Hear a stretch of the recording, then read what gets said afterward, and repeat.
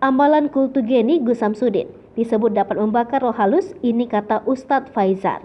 Terkait aktivitas membakar jin ini mendapat tanggapan dari Ustadz Muhammad Faizal, tokoh ruqyah syar'i. Berdasarkan penjelasan Ustadz Muhammad Faizal, terdapat beberapa kategori praktek-praktek mengusir jin yang jauh dari kata syar'i atau tidak sesuai ajaran agama Islam.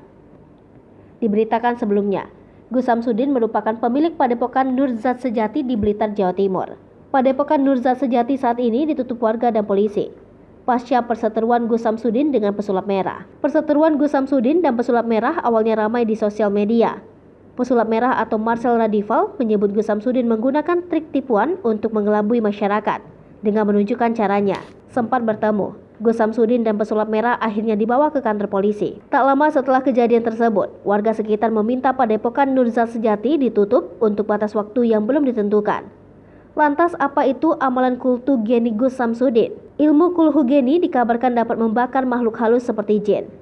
Karena ilmu itu, Gus Samsudin disebut-sebut sebagai salah satu ahli spiritual yang ditakuti oleh dukun santet. Dalam konten di YouTube-nya, Gus Samsudin sering memperlihatkan aktivitas mendatangi dukun dan bertindak seperti menaklukkan mereka. Gus Samsudin juga kerap mengunggah proses ruqyah dan pengusiran jin di padepokannya, hingga ada beberapa orang kerasukan.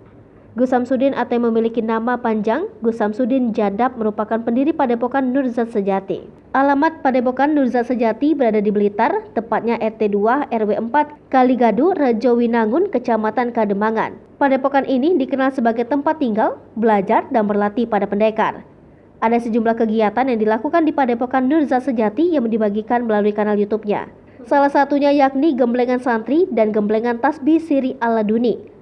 Selain itu, juga ada sederet aktivitas lain yang dilakukan oleh Gus Samsudin dan tim. Di antaranya, yakni pengobatan spiritual, pembasmian dukun santet, serta pembersihan rumah dari makhluk gaib yang mengganggu manusia. Sampai saat ini, akun YouTube Padepokan Nurzat Sejati telah memiliki 1,61 juta subscriber dan 2.000 video. Setiap unggahannya pun menuai banyak komentar dari warganet. Terkait aktivitas Gus Samsudin, ternyata bertentangan dalam Islam. Ustadz Muhammad Faizal menjelaskan ruqyah yang tidak dibolehkan. Pertama, peruqyahan dapat melihat jin.